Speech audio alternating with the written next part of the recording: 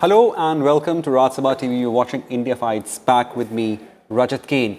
Well, in this edition of the show, we'll focus on how, in the wake of recent spike in cases, vaccination is the best move forward. Well, the states of Maharashtra, Kerala, Punjab, Tamil Nadu, Gujarat and Karnataka continues to report a surge in COVID daily new cases. Together, these 6 states combine or account for 85.95, nearly 86% of new cases reported in the past 24 hours, which is nearly 13,000. Now, vaccinating more people quickly is a major priority for India, especially now that infections are rising again, albeit not that high that we saw last year. It's still a spike nonetheless that needs to be taken care of. Now, both the COVID-19 vaccines currently available in India have been shown to be highly effective in preventing COVID-19. So, given these facts of spike in cases and of course, given the rigorous vaccination drive against COVID-19, which is billed as world's largest immunization program, to discuss further on this issue, we're joined with two panel guests who will further shed light on this importance of having vaccination that seems to be the best foot forward. Dr. Rana Singh, Medical Superintendent, RML Hospital, Delhi. Many thanks for joining us, sir. And Dr. Anil Gurtoo, he is Director Professor and Head of Department Medicine, Lady Hardinge Medical College, Delhi. Many thanks for joining us, gentlemen. Let me start with you first, Dr. Gurtoo. Given spike in cases in last month or so, of course, there has been some days where cases dips down by some percentage. Next day, there is a spike again by 2 or 3%. Is it a normal phenomenon or you see a pattern to it? Let's first confront the spike and then let's move towards vaccine. Dr. Gurtoo. So that brings us to the basic issue. What do we mean by the word spike? Right. Is spike the same as a wave, or are the two different? Now, let us locate this whole issue of spiking or waving, whatever you call it, within the larger backdrop of our country's epidemiology. North, south, east, west, center.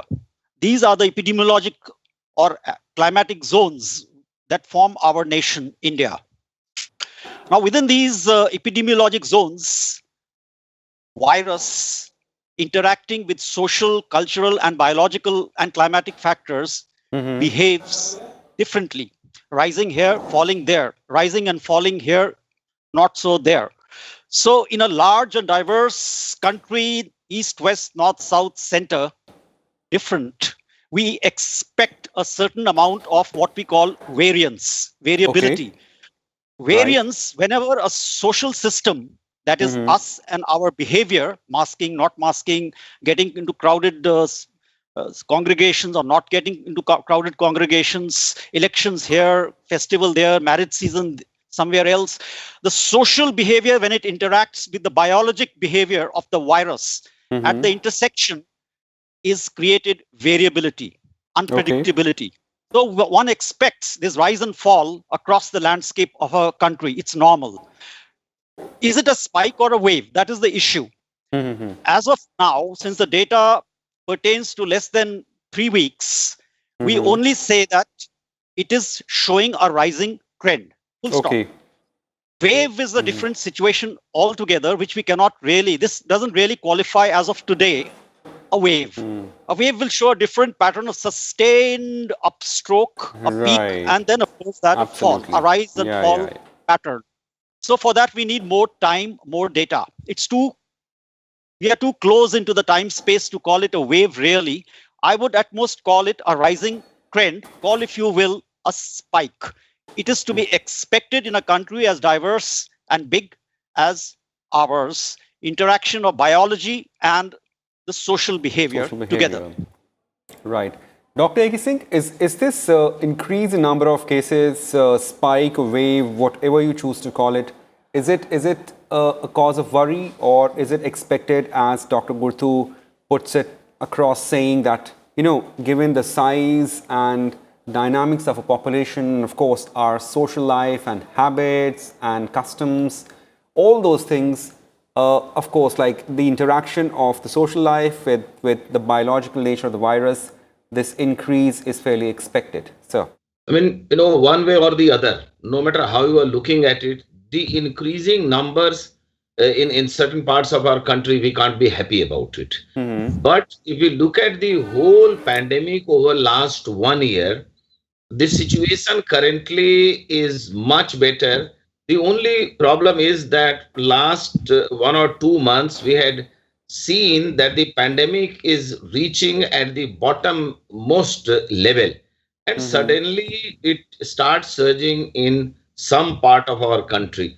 In the past also, during past 1 year, it had a wavy pattern. I mean, like sometimes it went up, sometimes it went down, sometimes it went up also. With all said and done, the number was catastrophically high during the peak season. yeah. As of today, because we were in a very, very happy situation, we were like presuming that it is on the exiting mode, and suddenly certain part of our country sees the rise in the number. So that's not something very happy about it. So then, one of the most important thing, the numbers are rising. What is the most important thing? Most important thing is how to contain that. I mean, uh, few things, few questions are coming up, cropping up in every discussion. Is it the new variant? Is it the mutation in the virus Right, that is right. responsible? It is the social behavior, the rigidity with which we are following over last 1 year that has been compromised. So one way or the other, when we look at the new variant, so if you look at the life cycle of a virus or genetic changes in the life cycle of a virus, the mutations are not known phenomena. There is no doubt about that. So newer variants, again, especially in our country, because we do not have sizable number of newer variants of the virus. So any strong opinion on that will be a bit premature. So let us look at the problem and its solution. Problem is rising number. We have got a tried and tested weapon which we were following over last 1 year. We are calling it social vaccination, wearing mask, hand Okay. sanitization, social distancing. And this weapon has brought the number from a catastrophic level to a very, very negligible level. And once you move out of the house, once you go out and it is visible, I'm not trying to put blame on anybody, that the people have started realizing that probably Corona is over. The functions have started happening, the parties have started happening, and you will see a lot of people not wearing masks, being in a very close, congested area. So there is a visible change or a visible compromise from the people's side on the front of corona appropriate behavior. So that could be one very important factor. So we will have to go back in time. This is for each one of us, and we should, if we are Absolutely. compromising, we should follow it rigidly. And the second weapon which we have got is probably the mightiest weapon to kill this corona pandemic once and for always, is the vaccine. Because once you are vaccinated, you are expected to be immune against contracting the infection. And even if the virus enters into some of the vaccinated people, the severity of infection will be much lesser compared to the Okay. non-vaccinated people. So this is high time. We should take, like, from lesson from this surge in numbers in certain part of the country. We should start following the corona appropriate behavior as religiously and as rigidly as we were doing over last 1 year. And we must come forward, as soon as your number comes, you must come forward. Don't get like confused or have any suspicion or any reservation about the vaccine. Once you have, like, your number comes, one must come forward and get vaccinated. Sooner will be better. Needless to say that the number of 130 crore people, that is the kind of people whom we have to vaccinate. It is not going to happen, like overnight. So Yeah. we must be very, very proactive, and we should welcome, like the vaccination. I mean, so your turn comes and one should get vaccinated. And I think combination of these two, I'm sure, will be able to rid ourselves of, like these smaller pockets of rising number. Right, right. Dr. Singh, many thanks for putting it across extremely, I would say, in a way that everyone needs to understand this. There's no room for complacency, of course. I mean, the spike or the number of increase that we are seeing is not as high as we saw last year in 2020, but we still need to be complacent. Dr. Gurtoo, I mean, how much of the new mutant phenomenon would you say has contributed to this increase in numbers? Is that still remains a cause of worry, even though we have a vaccine and both the vaccines have been declared completely safe? Of course, there will be some mild side effects. That's what even experts acknowledge. But the new mutant phenomenon, is it still a cause of worry to say of? A clinical cause of worry? Any virus is always mutating. This particular virus has a base mutation rate of 2 nucleotide sequences per month. In UK, the Kent variant B.1.1.7, it had a couple of more, 8 in that region of concern spike protein, the UK, the Kent variant. Right. In South Africa, what we call B.1.351 variant, it had another E484K substitution. E4K.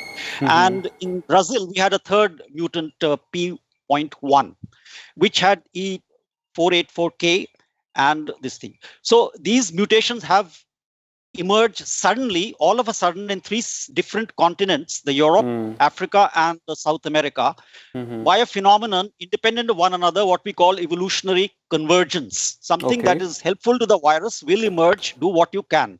So we have to come back to the same point what Dr. Rana said. Mutant or no mutant, mutation is a cause of concern. Right. It is certainly a cause of concern, and we are keeping a genomic eye on that. A genomic testing, a surveillance has already been mounted on 5% of samples collected in our country. Right. So though while we are keeping a genetic gaze, a genomic gaze on how it's mutating in our country, for us, the general public, that is not of concern. For us, only one thing is vitally of concern, what Dr. Rana has already said. What he used a very good word for that term, social vaccine. If we wear masks, if we avoid cultural and social crowding, particularly in poorly ventilated closed spaces, and we wear masks and maintain this social COVID appropriate behavior, mutant or no mutant, as a public person, as a ordinary public, I need not bother too much. The government and scientists and we doctors are looking at it. And will, as of now, mutants have been identified in our country, but they are not behind as drivers of this current spike. As of now, they may change. Our behavior remains the same. The social vaccine, what Dr. Rana said, is the response from our side, mutant, no mutant, immaterial of that. Right. Dr. Gurtoo, before I go off to Dr. Rana, just we started rolling out our second phase of vaccination this Monday. Given vaccination from January 16th, the first phase as we call it, are you satisfied the response of public so far that has been given to vaccine, or perhaps something more needs to be done so as to increase number of, or rather say speed up the drive if it's required? The drive is not a homogeneous, monolithic sort of a drive. It is segmented, multi-segments. The first segment that emerged as the step 1, phase 1 of the drive involved the most vulnerable population. Yes. The healthcare workers, the frontline workers, who, on account of their day-to-day work, are more likely than not to be exposed to the virus. So they came first. Now, in that was the first phase, the step 1. And what was the step 1? It was a step into the unknown. We had no idea what we were stepping into. What is this vaccine? Will it be effective? Will I get some problems? So those conservative or inert behaviors, let me wait and watch, are natural. When anything new comes in our midst, whether in our personal life or the social life, anywhere, anything new appears suddenly, particularly against the backdrop of uncertainty, fear, and anxiety, the natural response of humans, all of us, is what? Let me wait and watch. Let me see what happens. What's he Right. doing? What's she doing? What's happening to her? Left, right, here, there. That takes time. It's normal. It's psychology. So that was the initial first phase. We saw what we term as vaccine hesitancy, Yeah. which was a function of these two or three things. And of course, but what happened? Gradually, a wave formed there also. It began to increase, and it did increase to almost 15 million vaccinations now, close to 15 million. Right. With the beginning of the second phase, which involved general public, the most vulnerable population of this general 60 public, plus. 45 plus with comorbidities and 60 plus. And that was marked by the Prime Minister himself getting vaccinated with Covaxin. So this role modeling, sent a huge signal to the public. And you saw the next day, a second wave of vaccinations, a pro-vaccination wave, is also now shaping up. And I should think it'll grow into a tide. Yeah. Certainly, right. Dr. A.K. Singh, you agree? Perhaps there was some hesitancy in the first phase of vaccination. Of course, even that is now picking up. And the second phase, with Prime Minister himself leading the way, it's certainly, I would say, a good signal for all of us, or at least the target group for second phase, to please come and take the vaccine. I'm telling you, it's absolutely sure there was hesitancy. I mean, that's no absolutely, no divergence over it. Absolutely. And as soon as we opened up the vaccination for people, 45 plus with comorbidities and 60 plus, and one of the important factors which Dr. Gurtoo just mentioned, our honorable Prime Minister, becoming the role model, the number of people coming for vaccination has suddenly increased. We were running 3 sites in my hospital. Yesterday evening, I decided that I will add one more site. So yesterday evening, I have decided to run 4 sites. And the number is increasing. Number had started increasing when the frontline workers came for vaccination. The number had already started increasing, but now the number has increased very significantly. And I am in total agreement to what Professor Gurtoo just said, that this is again going to take shape of a wave. The people are going to come in large numbers. People are going to stand in queue. And if we are not able to meet their expectation of vaccinating them all, then there'll be some amount of rush and some amount of just to overcome this phenomena. As I said, I have opened up one more site, and if required, I'll be opening up more sites, because more number of people we vaccinate, the better we will be. Combination of some of the population have already acquired the disease, and large number of people getting vaccinated. This is going to take us to the level of herd immunity, where by and large we will be sure that we are kind of able to defeat this corona infection. So number are going up, and we'll have to be prepared. As I said yesterday evening, I took a call. I'm going to open up one more site. Right. Dr. Gurtoo, this is one question that, of course, we have been probing, we have been asking ever since we started working on the vaccine.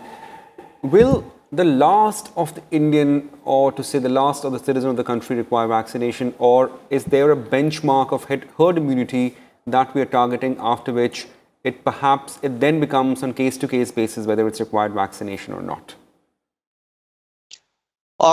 See, there are 2 aspects to this question, or my answer to this question. One is the ideal objective. The other is the practical, the one that works. Ideal is entire population to the last person gets it. However, my hunch, my own thinking is that we really need not travel that far. Okay. If a good chunk of 70% or so of population scattered across north, west, east, south, and center, everywhere, is saturated with vaccination, 70%, but all over the country, no islands or gaps anywhere, then I should suppose that should work in terms of herd immunity, and we would be safe. Getting beyond that will be an ambition, which certainly we can undertake till the last person is vaccinated. But the first step is getting the 70% figure right, saturated northwest, east, south, and center. That's it.